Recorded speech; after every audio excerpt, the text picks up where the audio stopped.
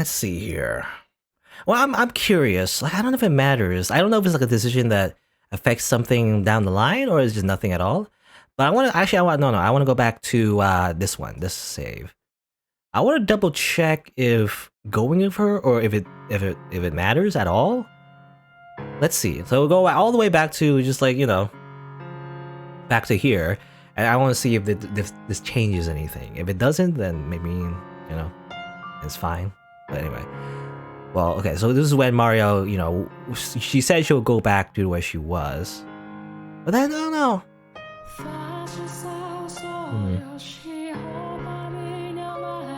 Try to be safe. I will feel better knowing you made it back safely. I'm telling you, I don't need an escort. But if you insist, you're welcome to accompany me. The brothel's in the back streets. If you want, you can stay for a bit and have a little fun. I think I'll have to pass. Maybe one day you'll get that stick out of your ass. Your cell. Your cell. Huh? Hello? What is it? You've been so quiet, I was getting concerned. It's good to know you're still there. I guess I sort of dozed off for a bit. I'm fine though, no need to worry. Are you sure? Yeah, just remind me what's going on, would you? You're positive nothing's wrong. Positive as positive can be. I promise, I just nodded off. I just convinced Mario to let me escort her back to the brothel. Seriously?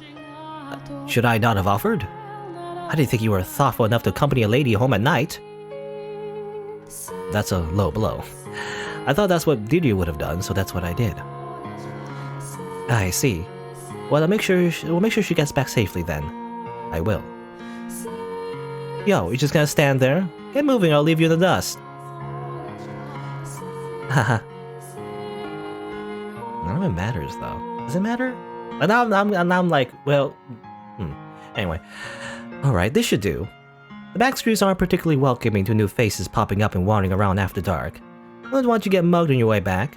I don't need that on my conscience right now. Alright. Out of curiosity, is the brothel you work at now the same one that was attacked 4 years ago? Nah, different place. Unless someone's done something with it, the one from 4 years ago is still abandoned. I've thought about fixing it up, getting everyone back together, but there's not many of us left, and well, I'm not even sure I want to go back myself, Understandable. What was Morgana like when she was there? Not sure what to tell ya. She never talked much, so I'm not sure if she ever liked being around us. I can assure you she did. She's told me her time at the brothel was one of the few chapters of her life she remembers fondly. Oh, if that's true, that's great to hear.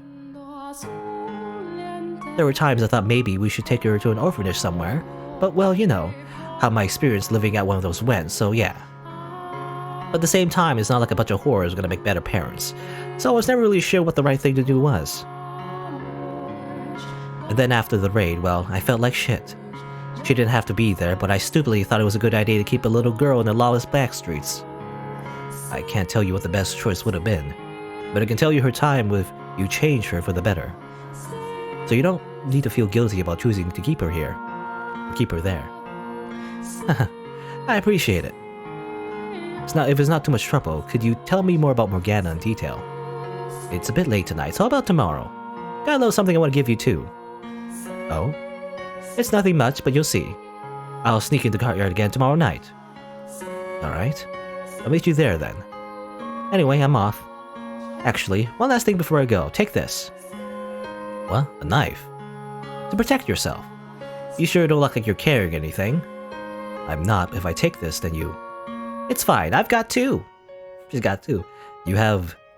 Collecting pointy things is one of my hobbies. That doesn't sound like the safest hobby. Anything with a nice sharp tip sends shivers down my spine. Makes my heart skip a beat. Oh yeah, because Mario in the other, her future Mario likes collecting guns. This one likes collecting knives. I'm not sure those are appropriate feelings about having blades. Now this reminds me of the time Jacobo gave Mario a cartridge. She got pretty excited about that too.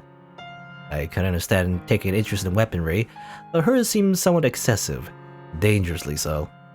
Anyway, I don't see why you shouldn't take it. She has a point. It is dangerous out at night. I'd honestly rather not be carrying a knife at all. What? Why not?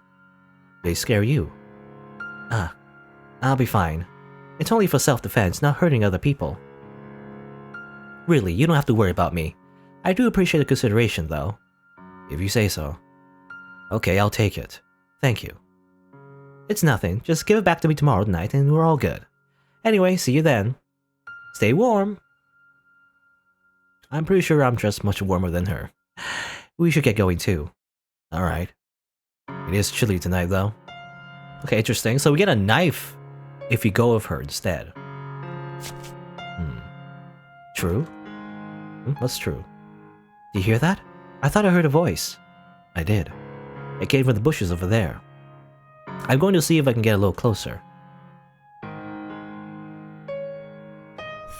About the observation tower. Okay, so this is when Pauline would talk to Yukimasa.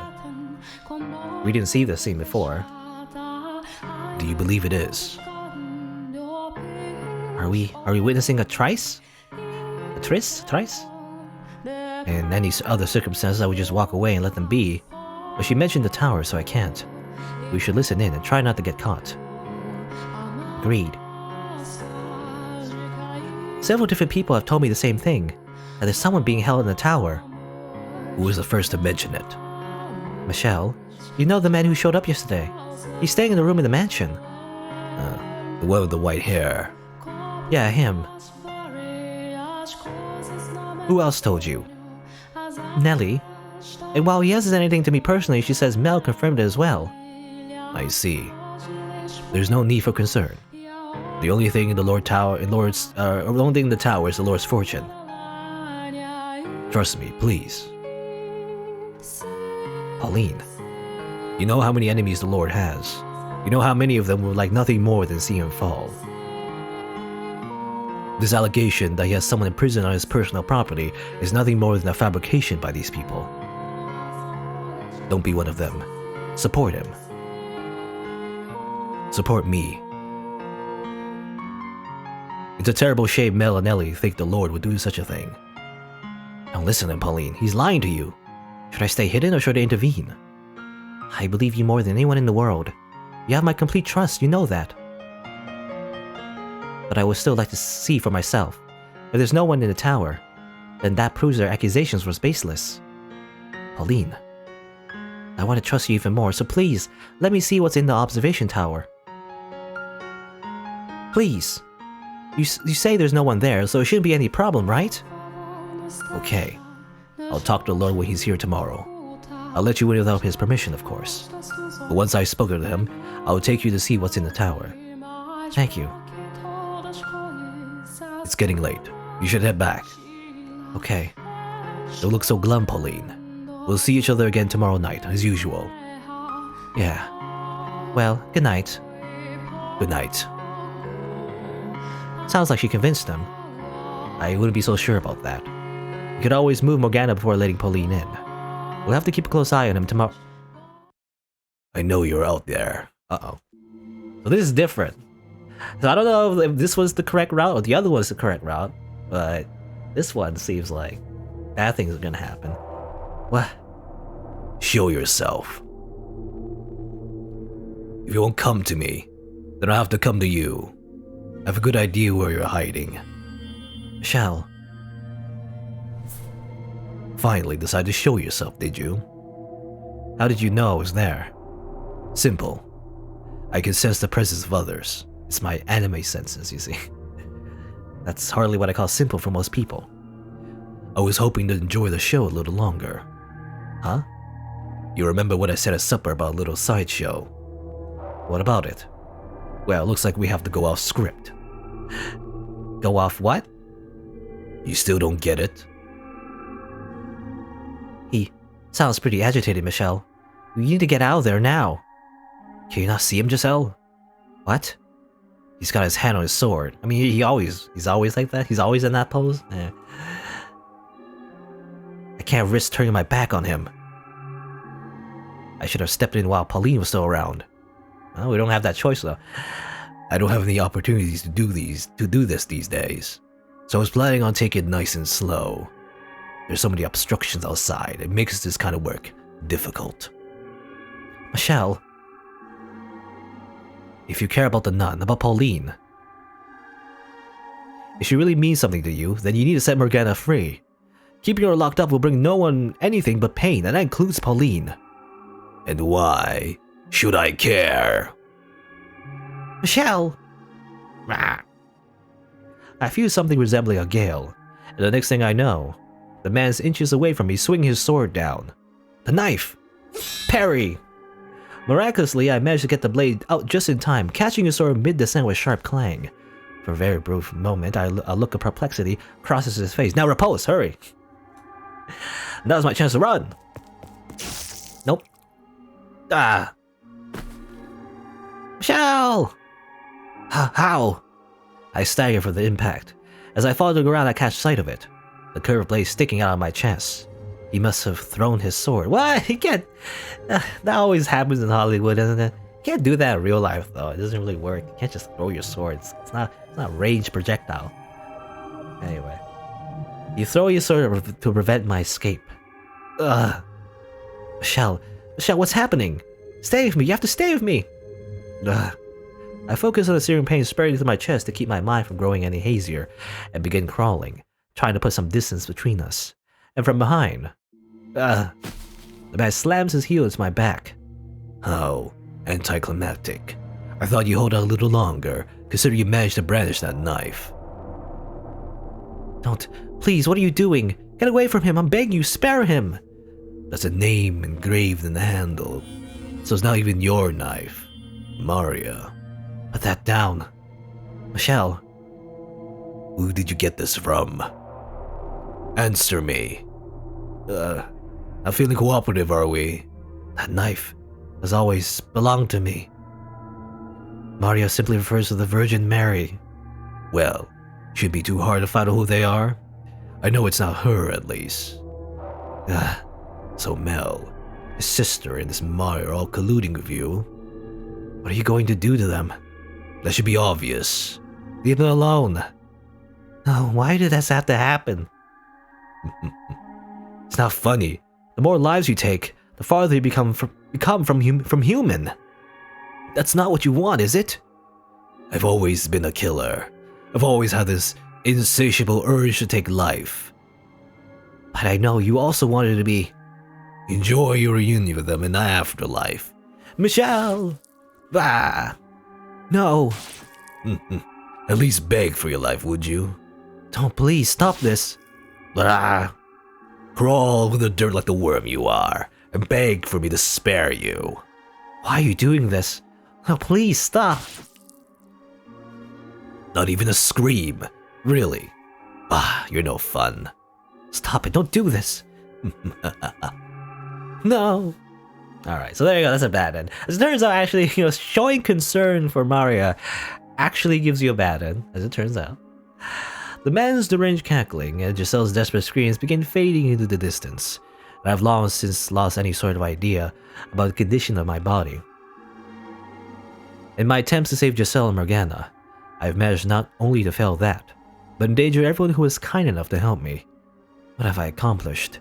Anything at all? Alright, so that's what would have happened if I decided to make sure Maria goes home safely. As it turns out, just a small, you would think that wouldn't be the case, but actually that's what happens. It's like, what do you call it? Oh god, achievement. It's like, the butterfly effect, You would think having a knife would help, but I guess not. As it turns out, we don't have much skill in using a knife. Anyway, so I had the distinct feeling that probably was one of the bad endings. I want to check that out first before continuing the main story. Going back to the real path, which is to say that did not happen at all, and everything turned out well. Instead of losing our life, we only lost a few fingers. So, I mean, that's better than dying, I guess. Anyway, so all the way back to here. So you remember, instead of that happening, we actually took the time to talk with Yukimasa, and he was talked down by Pauline and everything, right? So we didn't get killed. So at least there's that. Anyway, so though. It's almost sunset. Looks like the snow didn't stick. And also, yeah, and Giselle's voice seems to be missing as well.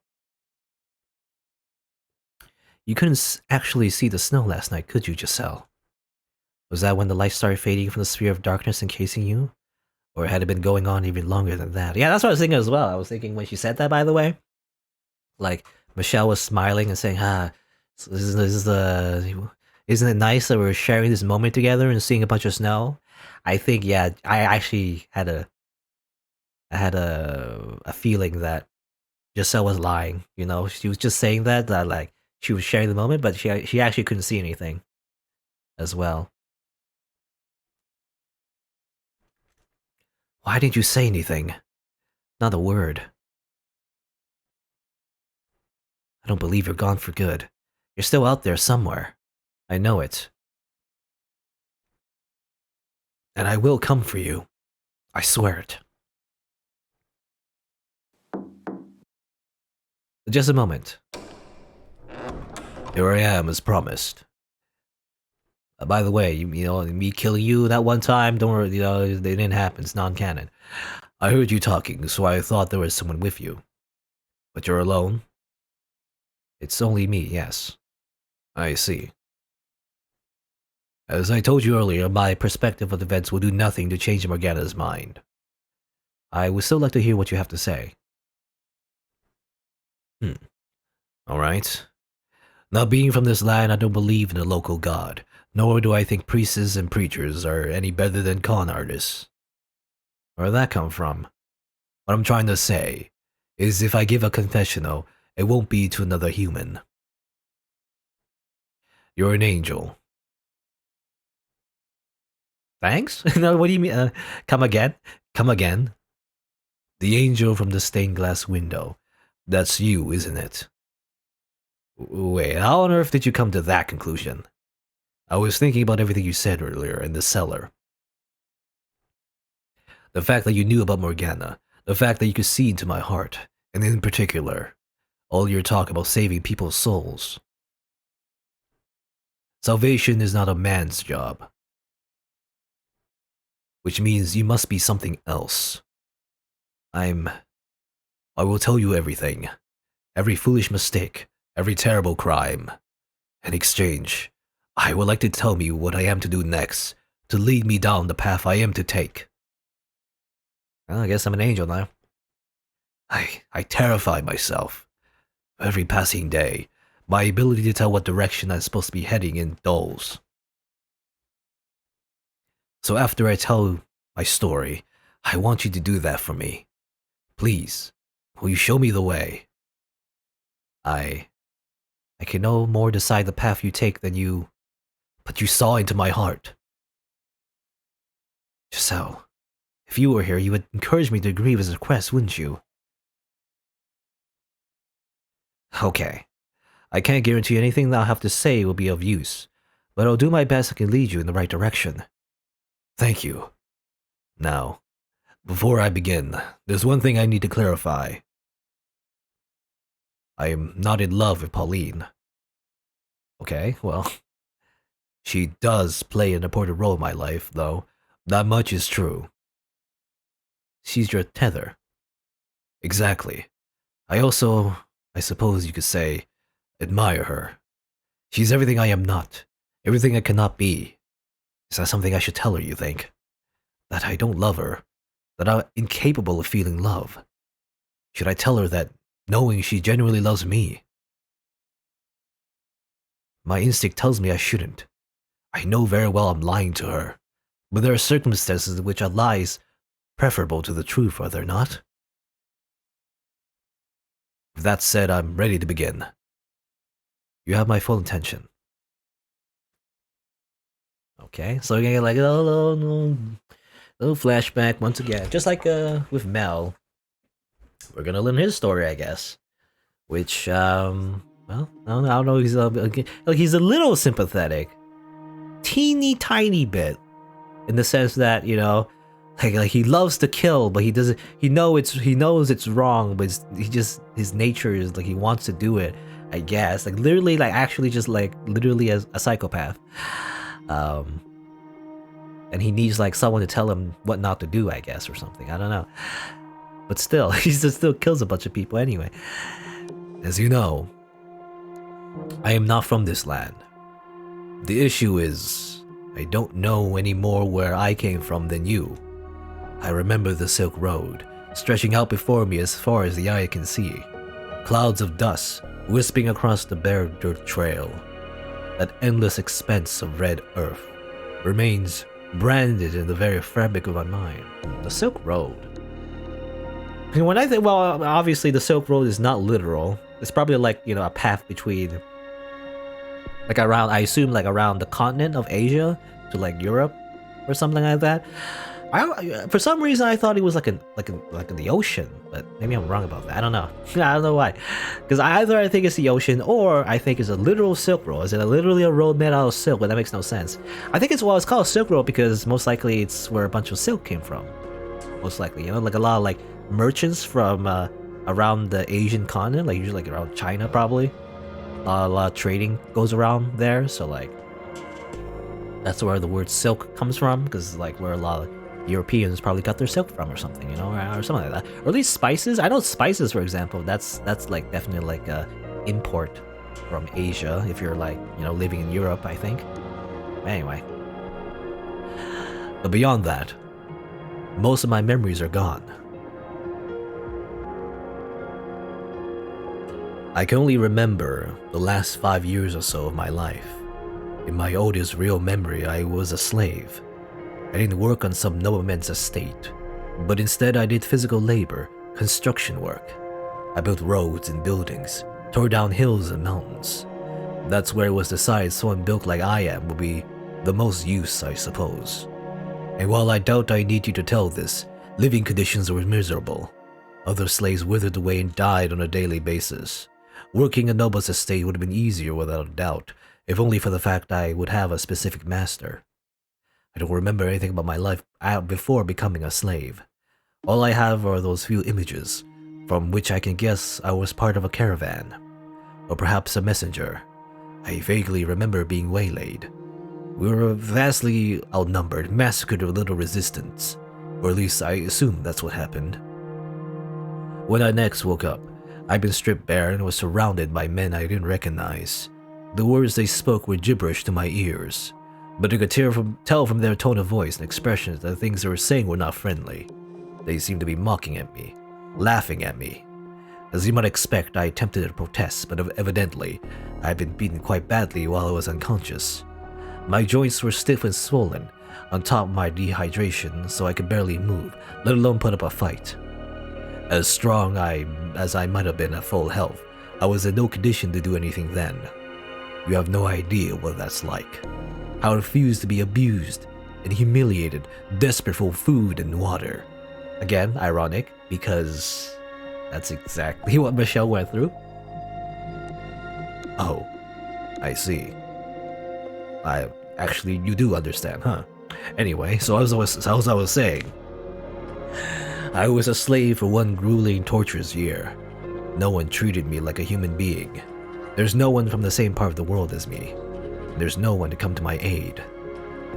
Over time, I came to learn their language, though I can only speak it. I don't know how to read or write, but to be honest, I think I was happier not understanding what people were saying about me. They had many words to describe me, none of them flattering. Some of them would even call me beast. Okay, well, I mean, you can obviously draw a lot of parallels here with him in his future self.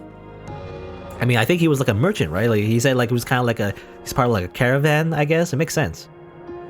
Anyway, the longer I was treated as something less than human, the more I began to question whether I really was one. The darkness grew inside me with each repeated insult. I wanted to make them pay for the daily abuse. And who wouldn't? The desire to exact vengeance when you've been mistreated is only natural. It's perfectly reasonable. But they were right about what I was deep down, a beast. And my revenge went far beyond what could be considered reasonable.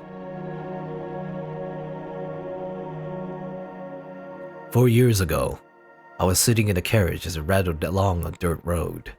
This was not the kind of carriage you rode around town in, but a filthy slave transport. It was packed front to back with slaves, or soon-to-be slaves, I suppose I should say. There were men, Young women and even children. Everyone wore a look of hopelessness on their faces, and no one had the strength left to resist. They looked like me a year earlier, deprived of food and water and beaten to submission. The slave traders' guards were armed, of course, swords hanging from their hips, ready to cut down anyone who showed any signs of resistance. So they sat there, lamenting their fate. Sitting beside me was a young girl, crying in silence. Glancing over at her, I caught a glimpse of her face. Large chunks of skin seemed to have fallen off it. It was, suffice to say, an unusual sight. Beyond that, I didn't think much of it. I didn't find it disturbing or unpleasant, perhaps because I had a similarly unusual appearance. What got my attention, though, was the way she was crying. I'm not sure how to describe it, but it seemed different somehow from everyone else crying in the carriage. It was almost like her tears were not for herself. "Why are you crying?" At my question, the girl turned her head up to look at me. Surprise crossed her face for a few brief seconds, but that was her only reaction to my appearance. I assumed her thought process was roughly the same as mine, so she felt no need to fear me. After a moment's hesitation, she said, "I'm sad, because I didn't get the chance to show my gratitude to the people very dear to me." Her response perplexed me to no end. Why was she so concerned about showing gratitude? Why was she not despairing of her own circumstances? Why was that the emotion that gripped her in that moment, not hatred for the slave trade or sorrow for herself? To this day, I still don't understand. But that wasn't the only thing I found curious. Her voice, despite being soft, cut through the crying and wailing of the other slaves. I pictured it like a single patch of clear water in the middle of a swamp, unattainted by the surroundings, gently undulating. Also, I want to sneeze. Hold on. And I lost it. I was about to sneeze, and then I don't want to sneeze anymore.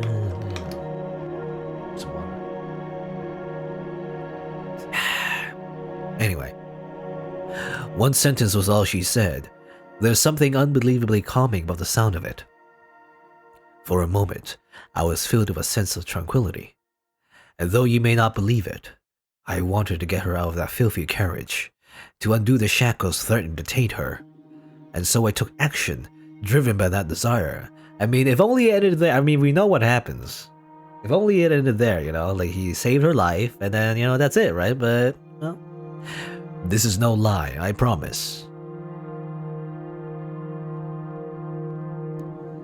No, don't kill me. Please, you can have all my money. You can go free if that's what you want. Oh, I apologize. Anything. Why are you laughing? Please spare me. I have a wife and children, please. I'm begging you. And why should I care? Oh yeah, he said that, when he killed me anyway. Holding a sword in my hand felt amazingly right. Whatever work I once did must have required me to use a blade. Even with the shackles still around my wrists, I had little trouble slaughtering the slave traders and their guards. They let their guard down because we were restrained. The thought of anyone resisting never once crossed their minds. Dead bodies sprawled out around me, corpses I had made, lives I snuffed out. And look at this. See? No one can defeat me. They stood no chance against my strength. More. I need more. I need more. I don't have the words to describe the high it gave me killing those men, the power I felt over them. I was driven mad by the stench of blood filling the air. No, it just drew up what was always there. If it were already deranged, the corpses would have done nothing to stimulate in the first place.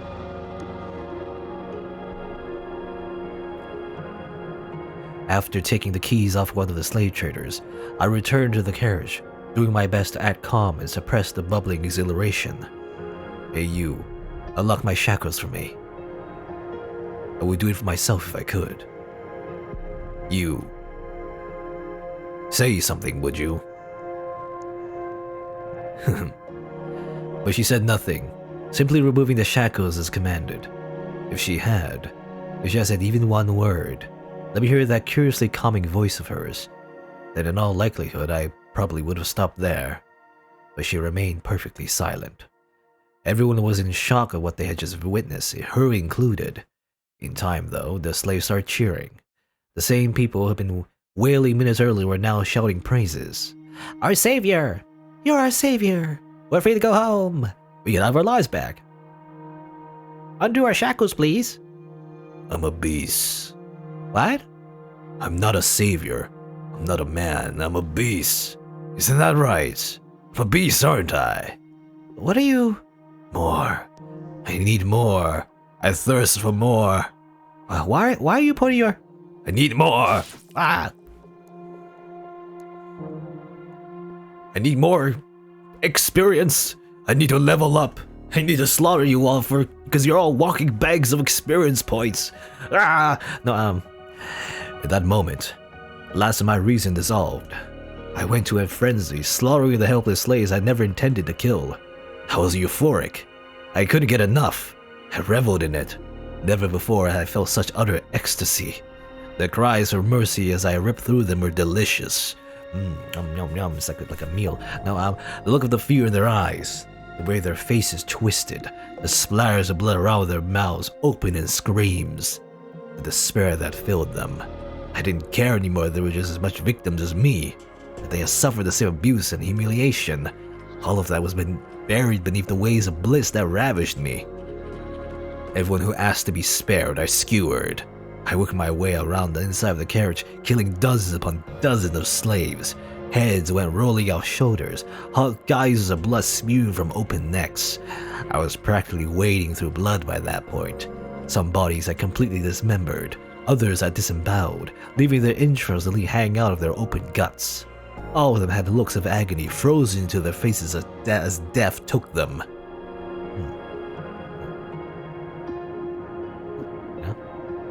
I don't know if I was unconsciously avoiding her or if it was just a coincidence, but the girl was the only one left alive. She, of course, had been spared the mess, so she sat there, drenched in sticky red gore. Her lips appeared to be trembling, though I couldn't tell for sure with so much of her skin missing. The fire inside me still burned white hot. She was the reason I'd done any of this in the first place. I had stood up because I wanted to set her free, but my original intentions were long since gone from my mind. Raw pleasure overwhelmed any sense of reason. I approached the girl, pointing the sword at her neck. I expected her to scream, to beg for her life like the others, but she did nothing, simply stared up at me. Why didn't you run? At my question, the girl finally spoke. Why did you kill them? The sound of her voice quelled the furrow within me. It baffled me. I had no control over it, yet the strange girl could pacify me with a single utterance.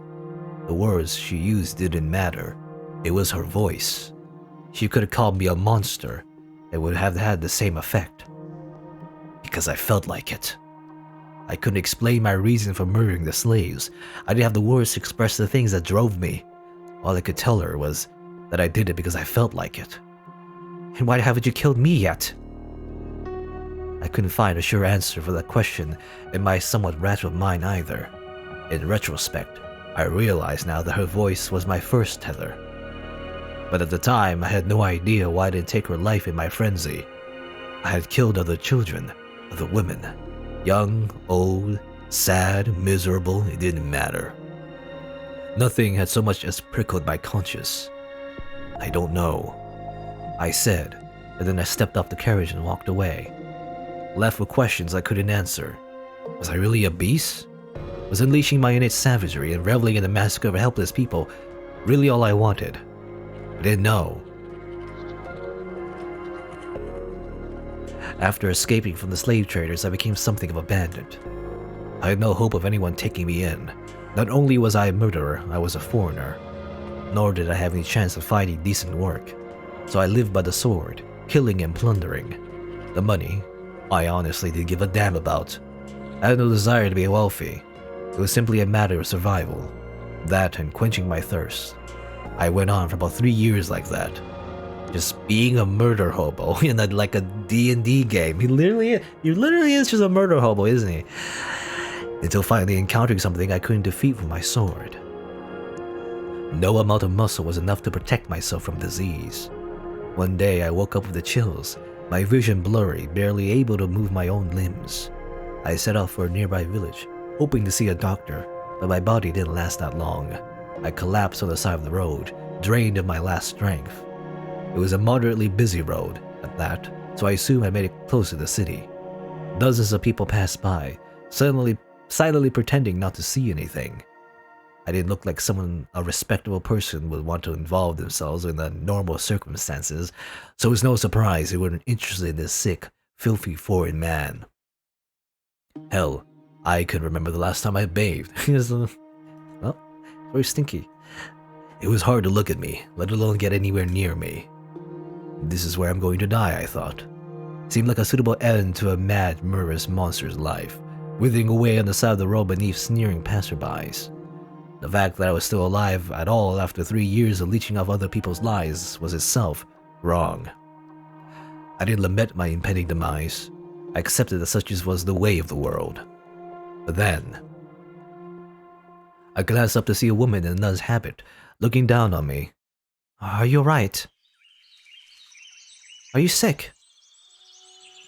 I'm going to check your temperature, okay? Wow, you're burning up. You shouldn't be out here in this condition. Do you not have anywhere to go? Don't worry, I've got you covered. There's a church not too far from here. Hang in there just a little longer, you'll be fine. And what is your god going to do for me? He helps people in need. It's not very big, but we've always got room for people who need it. You can rest up in one of the open beds. I should be able to get you a little something to eat. I promise it'll be better than staying out here at any rate. Can you stand? Not a problem. We can do this together. Put your arm around my shoulders. The church isn't that far, we can do it. You are going to carry me? Yep. It'll be fine. We'll make it, one way or another.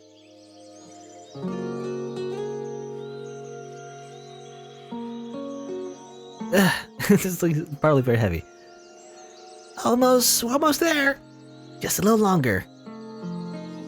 I'm heavy, aren't I?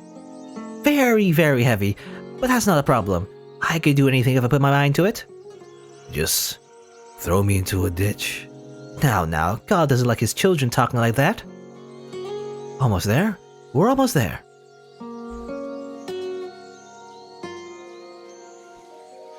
So how are you feeling? Better, I hope. I've left some applesauce on the bedstand if you're feeling up to eating anything. And you're welcome to stay here as long as you need to. Why did you help me? Because that's what people do? They help each other. That's not what most people do. I like to think it is. You church people are exceptions. I'm not sure I agree with that. This woman is only showing me compassion. She doesn't know what I am. She wouldn't be so friendly if she knew I was a madman and a murderer. If there's anything else you want, let me know. I can't make you any fancy dinners, but if there's anything I can get, I will. Could you tell me your name? I'm Marie. Marie. After, who was it? The Virgin? You're not familiar with the Virgin Mary? Just look at me. I'm clearly not from these parts. Oh yeah, I can see that. So that'll make you a traveler, huh? You speak the language really well, though. I take it you've been here for a while, then. Yes, I have. How exciting. So, when you're feeling better, maybe you could tell me about the country you came from? I've never been far from home, so I'm curious what it's like elsewhere. There's nothing I could tell you. It could be anything. Tell me about yourself if you want. I'm even less inclined to do that. Get better soon, okay? I'm looking forward to hearing all about it. I'm not sure if there's anyone out there more deserving of the Virgin Mary's name. What was that? Your name. It suits you. Oh, not at all. I'm incredibly flattered to hear you say that, but I hardly live up to the name. What's your name, by the way? I have no name. You don't?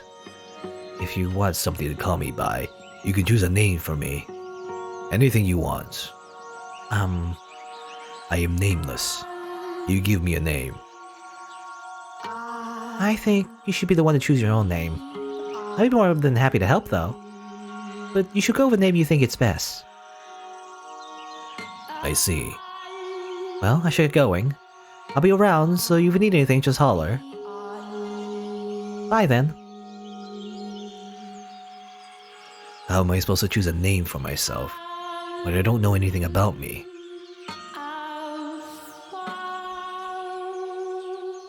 I recovered quickly of a proper bed and a roof over my head. Out on the road, I had been certain I stood no chance. I was back on my feet after only 3 days at the church. My body was more resilient than even I knew. It's like in Dragon Ball Z, like Goku gets stronger when, he loses a battle. Now that I was back in health, I had no intention of sticking around. Thank you for everything. I would be dead if I weren't for you. No thanks necessary. I'm just glad you're feeling better. There's no need to be in such a rush to leave, Stay a bit longer, make sure everything's alright. I'm not going to stay any longer than necessary. If you're sure.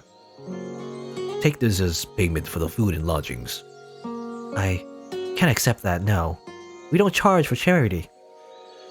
Charity is not free. You paid for it. Let me pay you back. I can't. Please, take the money. If you insist, I can accept it as a tithe. Or tithe, I still can't say that word. Tithe, tithe, tithe, eat today? Tithe. Tithe. Think of it like a donation to the church. Like you said, the work we do isn't free. Alright then, a tithe it is. Well, thank you.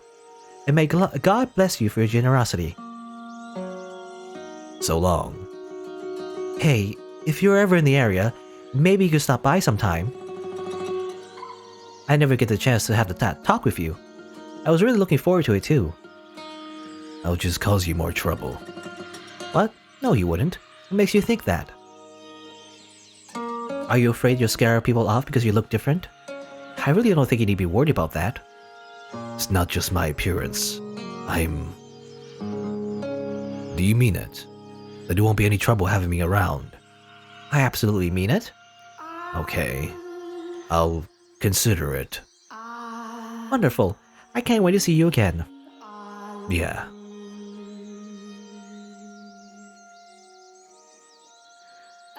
Believe me, I knew I had no place involving myself with her. A killer making himself comfortable in the house of God. I don't even believe in their deity, and I still knew that was nothing if not extremely disrespectful. The money I had donated to her church wasn't even clean. Yeah, it was probably blood money, obviously. That's where he gets his money from. It was stolen. I didn't feel the slightest bit guilty about it, though. I was more than conscious of what I was doing, but none of that mattered to me. She had smiled when she took it. That was enough. Seeing the nun smile put my heart at ease. Much like the sound of the slave girl's voice had several years before. It restrained me, suppressed my urges. That smiling face was my new tether. I'd always believed that I was at my happiest while torturing people, that my thirst for murder was ingrained in my soul. But as exhilarating as taking others' lives was, there was a part of me that yearned for peace. I'd got a taste of that with her, and I wanted more. Even knowing I had no place in that world, that peace was something I would never attain. Still, I longed for it. It started with brief visits every few months. In time, though, their frequency began to increase. Soon it was once a month, then twice, and once a week. The length of my visits gradually grew as well. Every time I showed up, the nun greeted me with a smile, quenching my thirst without the need for blood. The more we met, the more I endeavored to be a normal man around her, or to play the part of one. I thought that if I acted like there was nothing wrong with me, that I wouldn't be out of place at her side. I wanted to feel like I belonged in that peaceful world where she lived. Ah, it's the giant man! Hurry, the giant man here! Giant? Hello there. I was beginning to think you were coming this week. I was having trouble deciding what to bring you. You're always welcome here, You don't have to bribe yourself in. But I appreciate it, thank you. I wouldn't feel right if I didn't bring something. I brought a variety of fruits for you today so you can share them with the children. Oh, they'll be delighted. Thank you so much. It's nothing really. I killed a guy, to get these fruits, so she really thank me, thank him, thank the corpse outside in the market. Anyway, so have you decided on a name for yourself yet? Not yet, no. Nothing at all? It makes talking to you a little awkward, not having anything to call you. In that case, the giant man is as good as any. Oh, did he get under your skin? A little.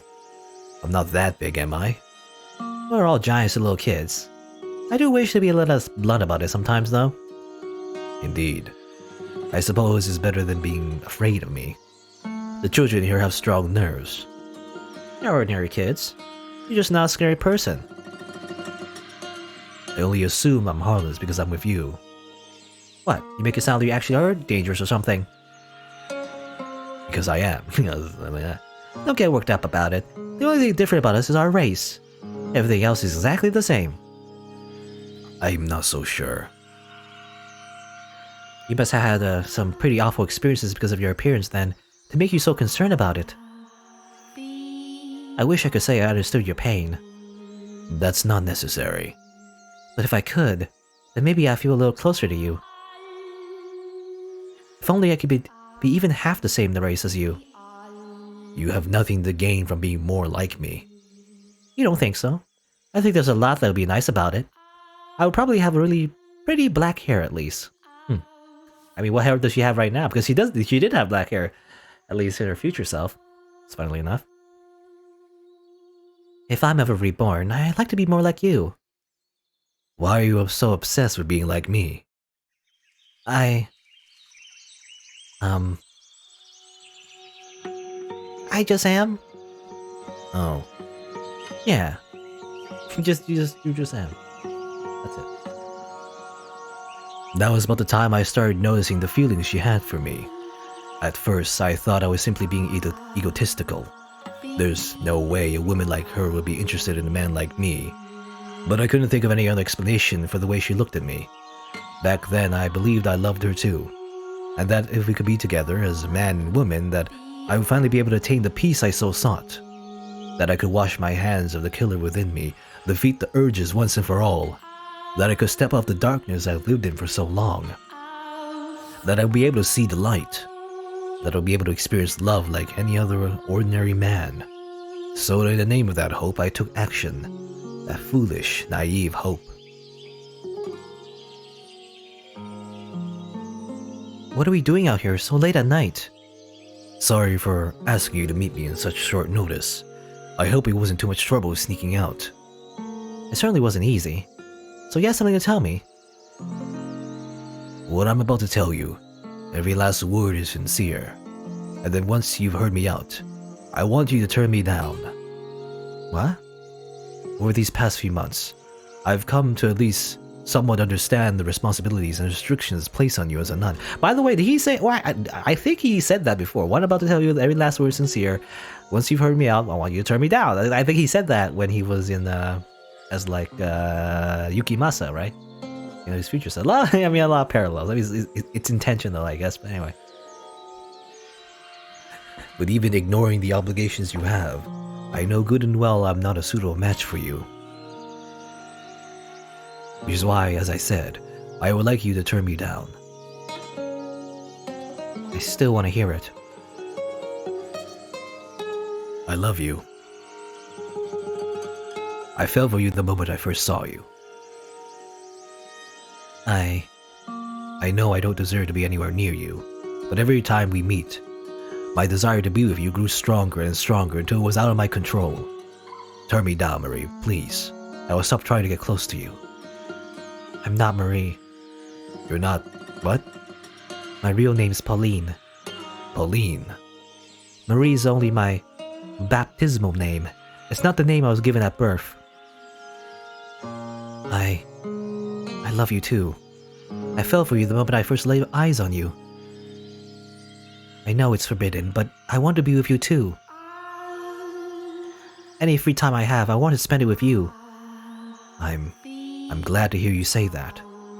Thank you for being honest with me. No, thank you for not turning me down.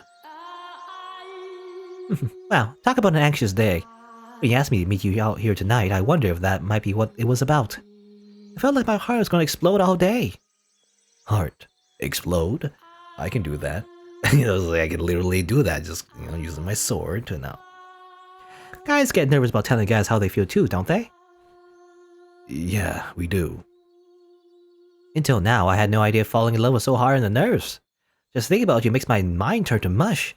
It's hard to work like that, you know? Is it really that stressful? Is it like that for you too? Yeah, even though, no, it's like, it's not.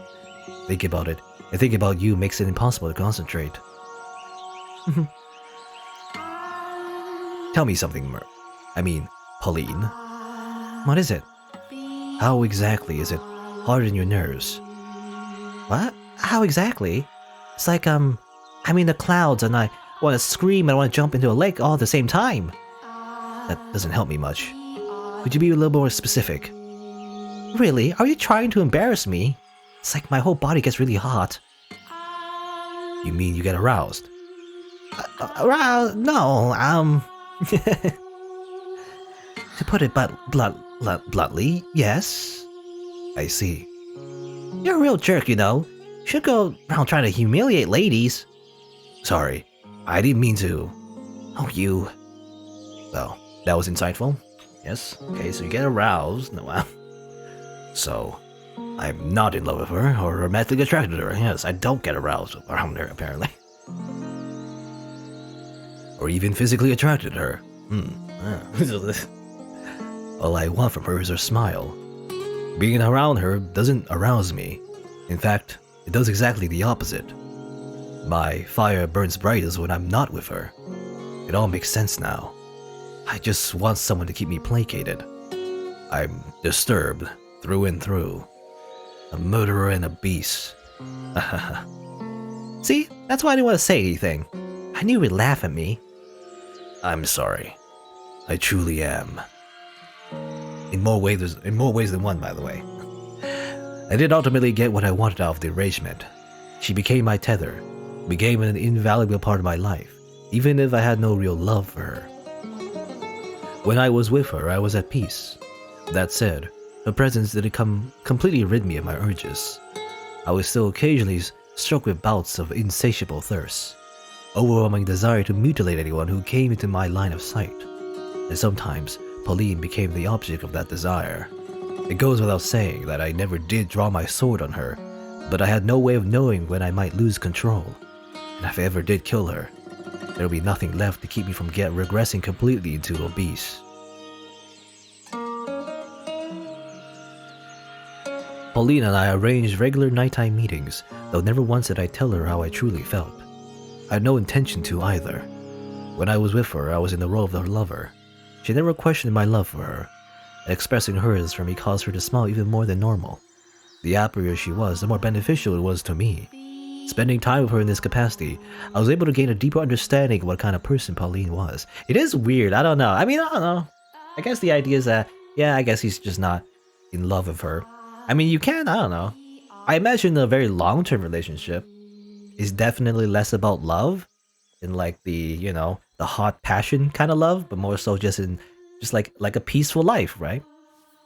At least I assume. I guess I wouldn't know for sure, but like I assume like definitely like people who like couples who like grow old together and everything, for such a long time. It's more about trust, trust and like a deeper kind of love that's just not like being aroused necessarily, but then again, who knows, when you're that age, maybe it's still some fire left anyway. But it really is like, Yukimasa is a strange guy, really is like an alien. It's not really love, but he still wants to be with her, so it's like, what do you even call that? I don't even know. It's weird. Anyway, spending time with her in this capacity, I was able to get a deeper understanding of what kind of person Pauline was. She was a deeply generous and compassionate woman.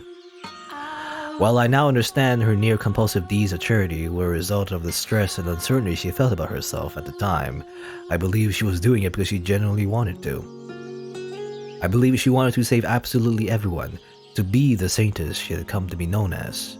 She gave assistance to anyone who sought out from her, without question, and as a result, the church's coffers quickly dried up. Her god did not supply her with an endless store of bread and wine either. In the end, any endeavor, no matter the intentions, requires money. In time, her generosity turned excessive, self-destructive. She would even skip meals so that others could eat. In retrospect, that was probably my fault too. As I pushed her toward wanting to be a regular girl, she pushed back against that desire by being even more charitable. Soon, her actions started making the other nuns' lives difficult, giving her a less than favorable reputation within the church. Still, she would tell me when we met up how she wished she could help even more people, if doing so would give her peace, and if it could be part of that peace, then I wanted to grant her wish. But what could a killer like me do to help? Petty thievery wouldn't make me nearly enough money to keep a church and orphanage running, and a raid large enough in scale to do so would never be traced back to the source, which would ruin the church forever. How was a murderer to acquire such a large sum of money? I was ready to jump at any opportunity that presented itself, when I received a summons from the Lord. Isn't that weird? A summons? Now, I don't know if this is a typo or not. Is that work? A summons? Because S is like, it's a plural, right? A summon. It would be received summons, or read the summon, or maybe it's a real word. I don't know. I was thinking, like, this game is so immaculate in terms of its grammar and spelling. Like, seeing an actual typo, I think it makes me question whether or not it's a typo, actually. I don't know. Maybe it's a word, you know, to receive a summons. I guess that could be real. I don't know. I take it you're the Oriental man who's been seen buzzing around the local church of late. When I first saw the Lord, I was surprised at just how young he looked. There could have been more than a couple years' difference between us. I had envisioned him as an elderly or at least very least a middle-aged man. That'll be me, yes, what of it? Who do you think you're talking to, you impudent rat? Show some damn respect. Apologies. I'm not very familiar with the local customs or language. Very well then. You're fortunate I'm such an understanding man. Now, for the reason I called you here. You're the one who killed that cart full of slaves 4 years ago, aren't you? So you know about that. I wasn't actually sure it was you, but now I have confirmation. Since then, one slave of the Far Eastern origin has remained unaccounted for. I take it that'll be you. That's right. You made one hell of a mess out there. Am I here to be punished? That depends on how our talk goes. If you think I'm going back to being a slave, you're fooling yourself. I don't need any more damn slaves. I certainly don't want you as one. You're obviously not going to find any respectable work being an ex-slave, so I take it you're still in the business of getting your hands dirty, are you not? I assume you're playing cat burglar or something, living off whatever you can swipe from the nearest unlucky bastard. Correct. Isn't it comical, then, that you would choose God's sacred house to stretch your legs in, you filthy dog? I absolutely agree. I thought that would get a reaction out of you, but it seems you got no bite in you today. Never mind, let's get down to business. You're gonna help me out with a little something I've been working on. Help you with what exactly? Something that's going to make me a lot of money. Money. If you lend a hand, I'll make sure you're well taken care of. Along with the church you're so fond of, and the nun you've taken a liking to. That nun of yours has made quite the name for herself. Out in the city proper, people have started calling her the Saintess. They're right about that. She is. The commoners love their heroes and saints. They eat that rubbish right up. But saint or not, you can't simply create food from nothing. Her work is causing financial troubles for the church, is it not? It is, yes. If you help me with this, I'm offering you an entirely new church, one in which she has complete control to do as she wishes. She'll make it into the biggest church in the city. She'll be able to help even more people, which should surely please her. What would you have me do? Jumping at the first whiff of scraps. You really are a dog, aren't you? I don't like conversations that overstay their welcome. Fair enough. Let's get to business. Not far from here lives a witch whose blood has the power to cause miracles. Miracle blood. Sounds like a sham to me. You never know. They say the sound of her first cry brought rain to the land where she was born, saving the whole village from drought. And they say her blood has the power to cure any disease. I'll worry about the veracity of the rumors later.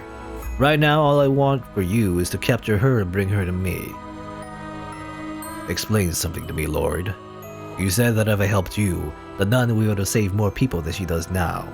So how does capturing this witch accomplish that?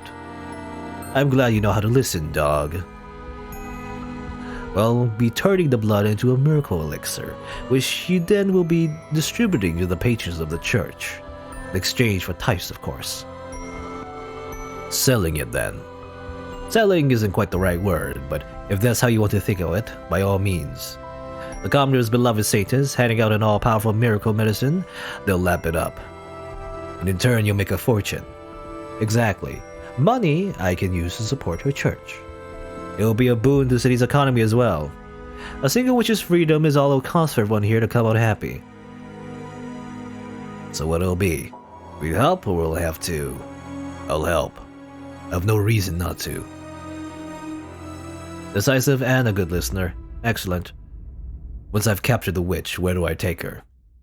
I have a mansion set aside where your nun can run her church. There's an observation tower on the grounds. The witch will be kept locked up there to ensure we have a constant supply of blood. Okay. I have no moral objections. I'm a little psychopath. When do you want me to get her? You're just chomping at the bit now, aren't you? I thought you hesitated at least a little, but I guess it was foolish of me to presume to understand how a killer's mind work. All the resources I've put into investigating you and everyone close to you were wasted, it would seem. Do you even have a conscience? Don't act like you're any different. Basically the same, you know? A murderer and like a CEO? Basically both psychopaths, just in different ways. I assure you, I have a conscience. I wouldn't be doing this if it wasn't necessary for the growth of the city. No, I mean you're as much as a murderer as me. You would never come up with a scheme like this if your hands were clean. Watch your mouth, dog. Don't you dare insinuate I would ever condescend to your level.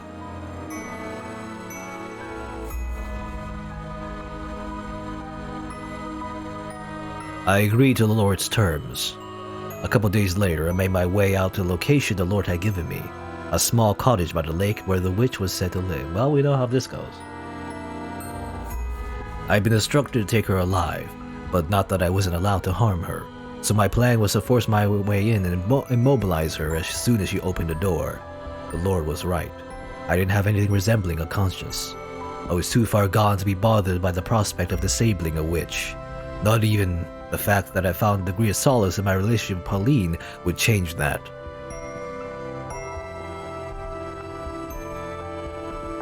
However, who's there?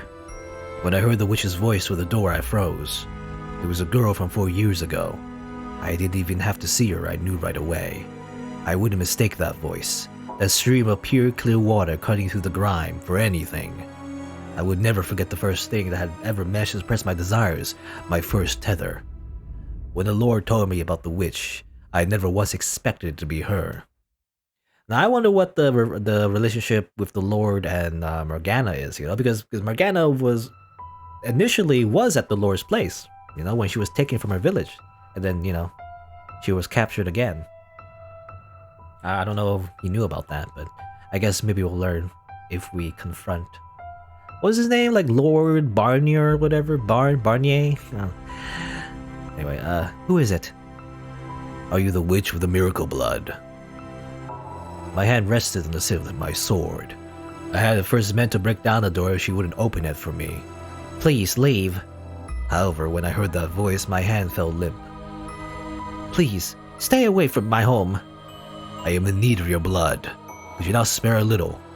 I have nothing to spare for a man like you. My blood is only for the sick and needy. So please, go away. Stay away from me, I'm begging you. Get away from this place. You're a murderer. I want nothing to do with you. So please, just go away. As you say. As she had commanded, I took my leave of her cottage in somewhat of a haze. It should have come as no surprise, but in 4 years since our last encounter, she had no kind words left to spare me.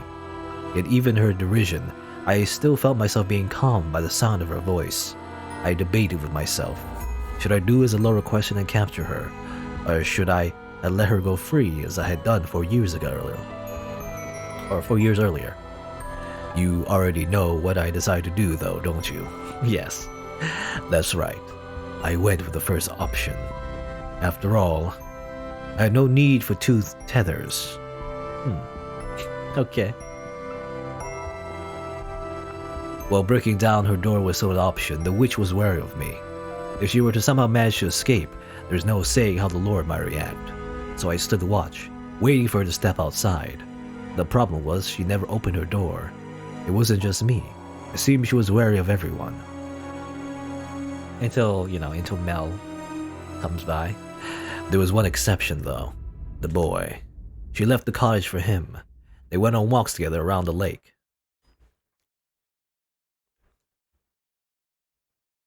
It's been a while since we last went on one of our walks, huh? I haven't been sleeping much taking care of Nellie. Is her conditioning worsening again? Yeah. Rest assured, I will give her my blessing as many times as she needs. Thanks. I really appreciate it. The weather's kind of not that great today, huh? Looks like we might get rain. It's probably not smart to stay outside much longer. Yesterday. I should get going. See you. Oh, okay. Morgana was about to say something about, Yukimasa, but then, obviously, it's awkward because Mel doesn't want to stay around. He was just saying, oh, there's gonna rain, I'm gonna leave now. Totally, it's just an excuse to not hang out with you, I guess. Watching the two of them occurred to me that I could make good use of the boy.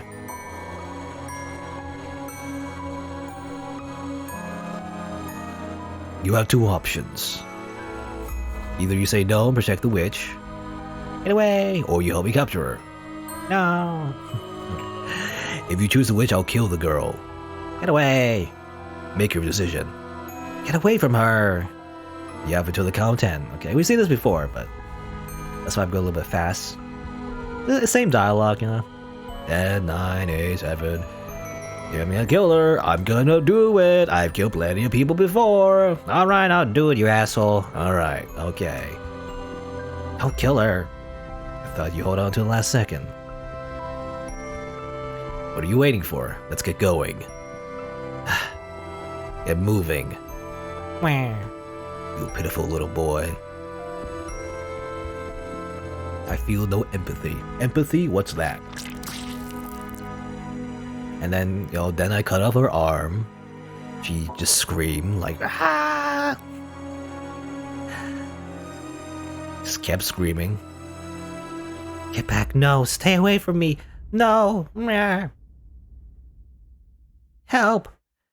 No, don't kill me. Take it. Oh yeah, that's your share. Here's an arm, right? Here you go. You want his arm, right? No?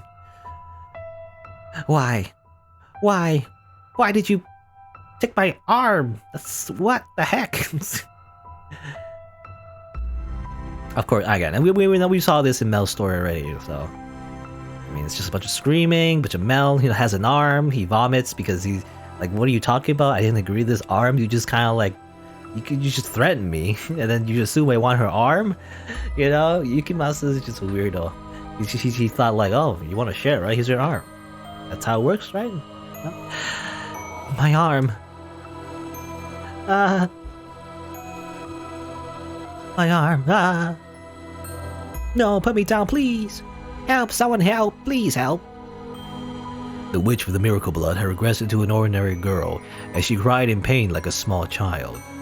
I wasn't going to get very far with her wailing, so I gagged her and tied her up, and threw her into a burlap sack.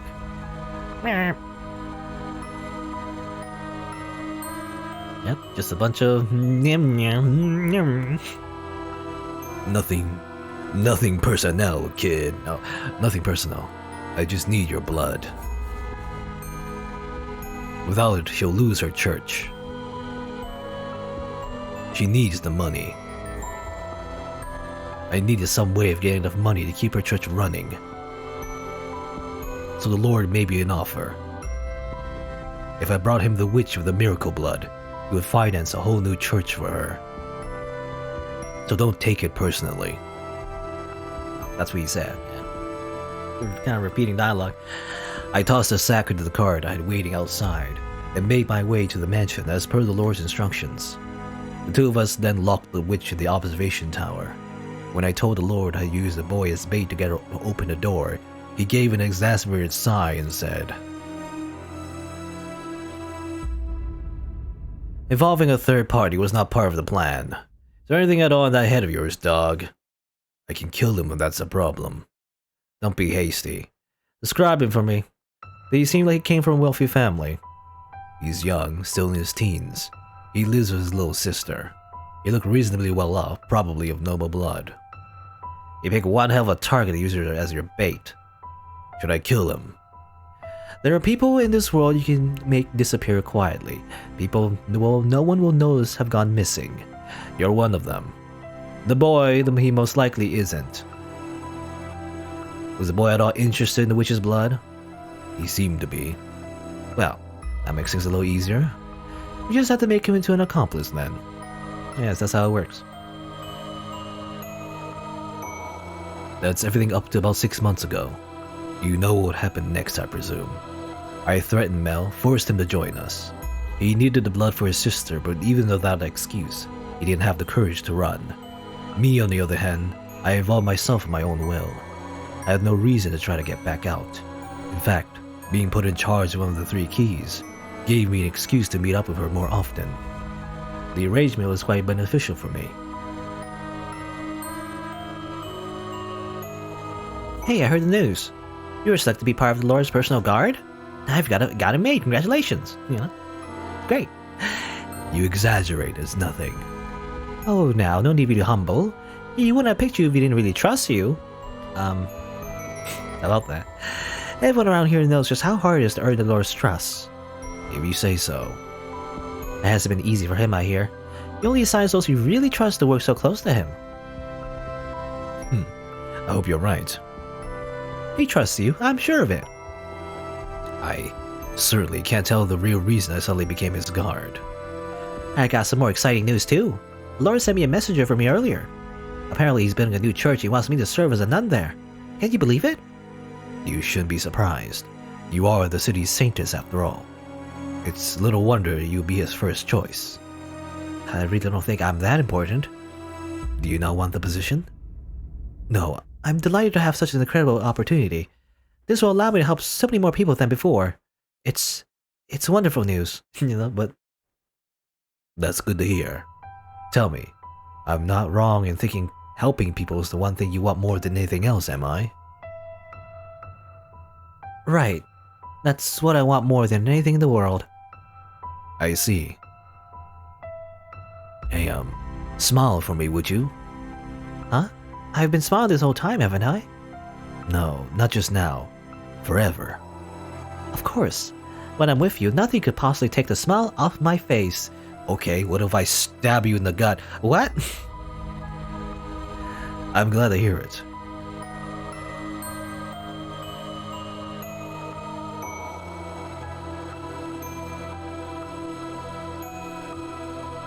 I never knew someone could lose so much weight while still eating every day. We might have to increase your portions. If there's anything particular you want, just tell me. I hear children's voices. From outside, I hear children's voices. The kids here to see the saintess. It's gotten quite noisy out there of late, yes. Oh, the saintess. Your voice has got raspy too. Is that my doing? Did I take your voice? That's unfortunate. To me, your voice held far more value than your blood. And I took that away from you. Yes, you 3 took everything from me. So we did. Enough chatter, dog. The Lord's scheme was a success. The witch's blood brought with it an influx of donations, which the Lord invested in various businesses in the city.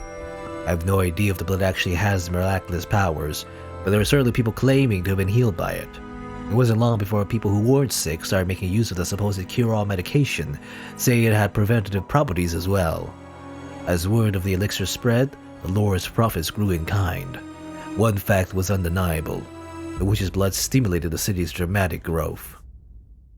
Well, it's like the old, it's the old saying, do the ends justify the means? They always say that. Every villain always says that, though, Probably not. Because if you build an empire, or you build anything based on, something evil, I guess, then the result will be evil too. Is what I assume usually happens at least in fiction, anyway. But there you go, that's his story. He's mostly still a psychopath. It's slightly sympathetic, because, it's like, I feel like the idea is like he has no control over it, Just like a actual, like, mental illness. Like, it's like he can't control his desires and everything. He has no, like, no one to tell him what to do. And so he's just, grasped onto anything he thinks would help, which is, mostly just Pauline. As it turns out, though, because of his, I guess, inability to empathize with others, it kind of causes a lot of problems. I mean, well, a lot of problems for his victims in particular. The one that died, like a lot of them that dies, a lot of them died. It has a very high kill count. Anyway, he's not exactly not as sympathetic as Mel anyway, but, oh well, at least we have his cooperation. He's not gonna murder us right away, at least. Anyway. So I wonder, after this, will he get any salvation? I don't know. I guess we'll see.